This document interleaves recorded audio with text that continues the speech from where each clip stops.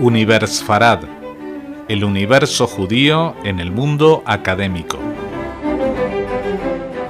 Hola oyentes de Radio Sefarad, tenemos el gusto de tener por la línea a Maite Ojeda, que ella es Maite Ojeda Mata, que es investigadora con una beca europea que se llama Marie Curie en la Facultad de Humanidades de la Universidad de Southampton en el Reino Unido, y allí también investiga temas vinculados al mundo sefaradí. Encantado de tenerte con nosotros, Maite. Muchas gracias, Jorge. Encantada de estar con vosotros esta tarde. Tu área de investigación es la antropología, ¿no? Sí, desde una perspectiva histórica, pero es la antropología. Y en ese contexto, ¿tu investigación en qué se centra? Pues bueno, he trabajado varios ámbitos, pero fundamentalmente lo que me ha interesado son las relaciones entre judíos y no judíos, y en el caso español y del norte de África que estoy trabajando ahora es fundamentalmente sefardíes. Y bueno, todo un poco empezó por el interés en ver la situación de las minorías en los estados nacionales, y eso me llevó al tema de la situación de los judíos, y de ahí pues vas tirando el hilo y bueno, van saliendo más cosas, y te vas acercando a casa también un poco, ¿no? Que parecía es un tema de Europa Central en el siglo XX, pero bueno, luego ves que no, que también hay muchas cosas que explicar y que entender en el contexto español. O sea que en principio tú empezaste con el tema de las relaciones de judíos y no judíos, no necesariamente vinculados a España. No necesariamente, de hecho era estudiante todavía de máster con una beca en Hungría, y ahí es donde empecé con el tema de la antropología histórica, porque no conseguía entender la exclusión, ¿no?, política que sufrieron los judíos en Hungría a mediados del siglo XX, durante la Segunda Guerra Mundial. Y bueno, de ahí pues vas tirando el hilo y empiezas a preguntarte pues qué pasó en el Estado español, y bueno, un poco es lo que me ha llevado a la investigación, que seguramente es la que tú has visto en las redes y conoces. Uh-huh. Y es de lo que queremos hablar, porque este es el tema que estás investigando ahora, en estas relaciones entre judíos y no judíos en la España contemporánea, más allá de la relación esta histórica de Sefarad, ¿no? Aunque estos son en muchos casos judíos descendientes de aquellos expulsados, pero en el contexto contemporáneo, ¿qué es lo que estás descubriendo? Bueno, lo que trabajé en el marco de la tesis doctoral fue cómo se reformulaban, ¿no?, esas identidades, esas nociones de identidad, y cómo se incorporaban o no se incorporaban jurídico-políticamente en el Estado español, ¿no? Y un ejemplo de ello tardío es la reciente ley del 2015, pero esa ley tiene unas raíces que se remontan al siglo XIX, ¿no? Y es finales del XIX, y es difícil entenderla sin toda esa perspectiva, ¿no? Entonces, sí, como muy bien dices, es una cosa absolutamente nueva, ¿no? Desconectada de la realidad de lo que fue la experiencia de la expulsión en 1492, pero simbólicamente ese es un elemento que se coge para recrear, ¿no?, esta relación nueva, ¿no? Uh-huh. En esa relación nueva, me imagino que tú también te habrás topado con esta paradoja de los judíos, especialmente de Melilla, pero Ceuta y Melilla, que están allí hace 150 años, y muchos españoles no lo sabían de alguna manera, ¿no? Sí. Bueno, de hecho, yo me incluyo entre los muchos españoles que no tenían idea de esta historia, ¿no? Y es una de las cosas que me llevó a dejar Europa Central, que era lo que me interesaba inicialmente, y redirigir la tesis hacia el Estado español, ¿no? O sea que sí, realmente muchas personas formadas sabemos muy poco, ¿no?, de la realidad de las comunidades judías contemporáneas y sefardíes, ¿no?, en territorio español. Uh-huh. Luego me imagino que también habrás evolucionado a través de todos estos textos políticos y jurídicos, ¿no? Desde el senador Pulido al edicto de Primo de Rivera, pasando por todos los intermediarios. Sí, lo que a mí me interesaba era, más que los discursos, que eso es importante y es interesante para lo que es la reconceptualización, ¿no?, y el valor simbólico qué es lo que nos transmiten esos textos, ¿no? Pero lo que yo quería ver era, bueno, ¿qué hay realmente, o sea, detrás de esos textos que en teoría llaman a una supuesta etnicidad compartida, una cultura compartida, una historia compartida, eso en la práctica en qué se concreta, ¿no? ¿Qué significó para los sefardíes de finales del 19, principios del 20, los años 30, la Segunda Guerra Mundial? ¿Qué significó para ellos? ¿Les supuso un cambio y qué tipo de cambio? ¿No hubo realmente una reincorporación política como aparentemente sugieren estas ideas, ¿no? Estos textos con estas nociones de identidad, o quedó solo en eso, ¿no? en una idea romántica, pero que en la práctica no se concretó? Una idea romántica, pero que algunos también la pueden analizar como una idea casi económica, política, ¿no? Absoluta, sí, definitivamente, sí. Todo eso es claro, todo eso está detrás y todo eso es lo que bueno, es importante conocer y para abordar esta relación, ¿no?, tan compleja del interés del Estado español por los sefardíes, ¿no? Que sí, obviamente es absolutamente práctico y utilitarista, ¿no? Pero tiene ese componente ideológico de legitimación, pues que son los textos de Pulido y otros, ¿no? Uh-huh. Bueno, me imagino que también al haber iniciado tu camino por esta antropología histórica justamente en Hungría, pues allí también estaba la conexión, mencionaba la Segunda Guerra Mundial, de los que no son sefardíes y fueron salvados por España de alguna manera también. Bueno, de hecho yo partí de esa paradoja, ¿no? O sea, a mí esa paradoja fue la que cuando estaba trabajando sobre el tema y me acerqué a la embajada y a ver qué fondos tenían y todo, que habían transferido los fondos a Madrid, habían guardado copias.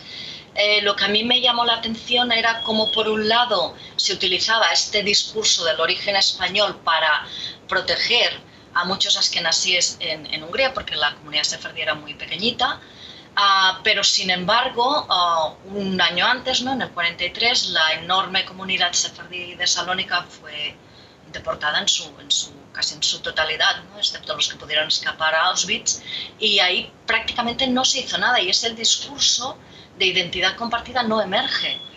Entonces esa contradicción fue lo que me removió, pues a dejar el campo de Europa Central e intentar entender el contexto español. Uh-huh. Pero sí es una contradicción enorme, ¿no?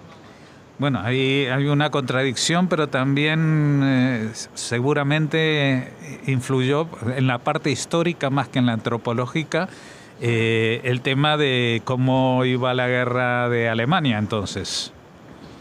En el contexto, sí, claro.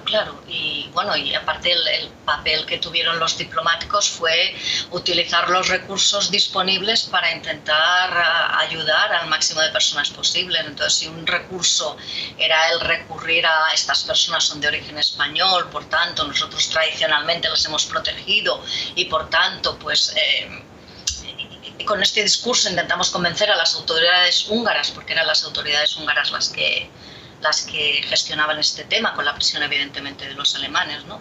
Pero la embajada, digamos, tenía como interlocutores a las autoridades húngaras directamente, pues cómo utilizaban toda esta argumentación derivada de Pulido, etcétera, para proteger a estas personas, ¿no?, que no eran sefardíes, pero bueno, la iniciativa de estas cónsules y representantes diplomáticos en primera línea, viendo todo el drama de los judíos en Europa Central, pues era utilizar los recursos disponibles, tanto retóricos como materiales, para intentar ayudar a estas personas. Uh-huh. Bueno, tú has mencionado los escritos como los de Pulido, son libros que todo el mundo accede a ellos, pero los investigadores se supone que son capaces de encontrar otro tipo de documentos, ¿no?, que no son tan que no han visto la luz, o por lo menos contextualizados. ¿En tu investigación has logrado encontrar algo que te haya sorprendido? Que no es... Sí. Perdona, sí. No, digo que no estuviera, digamos, en el relato más o menos oficial sobre estas relaciones. Sí, la mayoría de la documentación que trabajé fue documentación de archivo, O sea, no me quedé en los relatos porque, como te comentaba, yo lo que quería saber era realmente qué se hizo o qué no se hizo, ¿no? Y para eso necesitaba ir a las fuentes de archivo y allí pues seguir exactamente pues, ¿no? Cuántas personas fueron protegidas, cuántas personas pudieron entrar en territorio español, etcétera. Lo habían hecho otros investigadores con anterioridad. O sea, el tema de la Segunda Guerra Mundial es de los más trabajados. Pero sí, o sea, en este aspecto fue fundamentalmente con documentación de archivo, pero también documentación relativa a las comunidades que se encontraban ya en territorio español en ese periodo y qué es lo que ocurrió con estas comunidades muchas veces bastante desconocidas, no solo las de Melilla y Ceuta fuera del contexto melillense o ceutí, sino comunidades como la de Barcelona, que es la que yo trabajé en concreto, que pude localizar documentos en varios archivos municipales y en el archivo de la memoria histórica, pues ver qué es lo que ocurría, ¿no? Con estas comunidades. Se negaba y evidentemente no hubo una persecución como en el caso de la Alemania nazi, pero sí que hubo una expulsión digamos, privando de los medios económicos de una parte de la comunidad sefardí, mayoritariamente de Barcelona, ¿no? Entonces, pues eso lo han revelado los documentos de archivo, ¿no? Y eso no es lo más conocido y bueno, pienso que es muy importante para realmente contextualizar el papel español y desmentir una parte de la propaganda que el propio régimen franquista desarrolló tras la Segunda Guerra Mundial en el contexto del intento de tener el reconocimiento internacional y poder entrar a formar parte de las Naciones Unidas, ¿no? Bueno, también en Barcelona creo que hubo una, no sé si una comunidad, pero sí que hubo muchos casos de gente que huyendo de la Alemania nazi antes de la guerra se asentaron en Barcelona. Sí. Hubieron personas que se asentaron en Barcelona, también en Madrid. Yo la comunidad de la que te hablaba era la comunidad, una pequeña, ¿no? Porque eran bastantes personas, pero digamos más desde un punto de vista económico, pues más humilde, que era la comunidad que trabajaba y vivía en torno al mercado de San Antonio de Barcelona. Ajá. Y parte de la emigración europea, sobre todo aquella que venía del contexto de Polonia, de Europa del Este, una población, digamos, con unos recursos económicos más limitados, también se asentaron en esta zona y en los archivos aparecen también ¿no? con posterioridad y en este periodo pues nombres de personas de origen de Europa del Este, ¿no? Pues formando parte de esta comunidad alrededor del mercado de San Antonio y obviamente otros que se integraron, ¿no? Desde el primer momento pues en la comunidad israelita de Barcelona, que es la que tenemos hoy en día y es la mejor conocida. Y en este caso, cuando acudían más o menos a conformar una especie de mini barrio judío en Barcelona, no lo hacían porque hubiera allí una sinagoga o un mikve, porque en esa época no estaban permitidos, ¿no? Bueno, funcionaban espacios en los cuales se practicaba la liturgia religiosa. Incluso se llegó a tener una persona temporalmente que daba clases de hebreo y de judaísmo a los niños también en la comunidad. Todo y que los niños, claro, mayoritariamente estaban escolarizados en las escuelas del barrio, ¿no? Pero sí, claro que había una práctica religiosa, oficialmente no estaba permitida, pero digamos que estaba tolerada, ¿no? O sea que seguramente en ese barrio también había algún oratorio. Había un oratorio y llegaron a tener su rabino también. En un periodo, sobre todo en este periodo que me cuentas de los años 30, cuando venía todo este flujo de Europa Central y de Europa del Este, pues también llegaron algunos rabinos que pudieron pues ejercer esta función, que después volvieron a emigrar y bueno, la comunidad desaparece en su práctica totalidad, sobre todo por las medidas económicas que te comentaba, que impidieron que pudieran seguir ejerciendo la venta ambulante alrededor del mercado de San Antonio. Ajá. Bueno, sí, no, porque claro, estaba yo pensando ya una vez acabada la guerra civil que ya era mucho más difícil, ¿no? Asentarse en esa zona.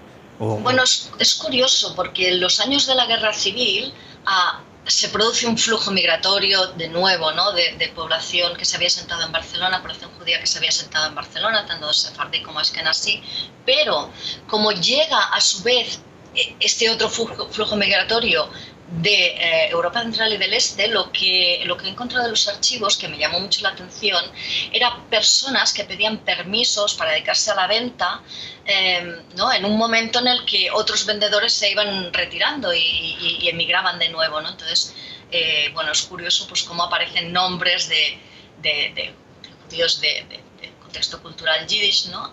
Pues solicitando estos permisos para dedicarse a la venta en Barcelona. Precisamente en estos años, ¿no? de la guerra civil. Bueno, realmente es un tema que me da la sensación de que queda mucho por descubrir de él, ¿no? Yo creo que el problema es evidentemente que cuesta localizar fuentes de archivo y que no siempre las buscamos, ¿no? Entonces, queda mucho por descubrir, queda mucho por hacer. No va a ser fácil porque cuesta localizar esas fuentes. Por ejemplo, lo que es el archivo de esta comunidad, bueno, la comunidad se reunía en torno a una asociación cultural que se llamaba Agudat Him. Todo el archivo de esta asociación está, de hecho, en Salamanca, ¿no? Entonces, pues bueno, es un poco una lotería, ¿no? El intentar localizar fuentes y que tener la suerte pues de dar con algunos de estos pequeños tesoros. Una pregunta, ¿qué hace en Salamanca ese archivo? Bueno, pues cuando entraron las tropas franquistas en Barcelona requisaron la documentación de la comunidad y entonces lo mismo que la mayoría de la documentación de otras asociaciones, sobre todo, pero no exclusivamente de las asociaciones masónicas, pues acabó en Salamanca, ¿no? Entonces está allí. Bueno, realmente es asombroso eso y nos da la pauta de eso, de todo lo que se podría llegar a descubrir cuando se entre a ver ese material, ¿no? Y dentro de ese material que habla, me imagino, archivos también de la guerra civil, pues puedan salir esos pequeños trozos de información que nos hablen del mundo judío, casi criptojudío durante la época del franquismo. Pues te agradecemos, Maite, que nos hayas atendido y también te agradecemos tu investigación porque es parte no solamente de la historia de España que nos corresponde, sino también de nuestro papel como judíos dentro de la historia de España. Pues muchísimas gracias a vosotros, ha sido un placer y aquí estoy a vuestra disposición para cuando queráis. Pues nada, que sigas escarbando y encontrando muchos de estos tesoros ocultos. Muy bien.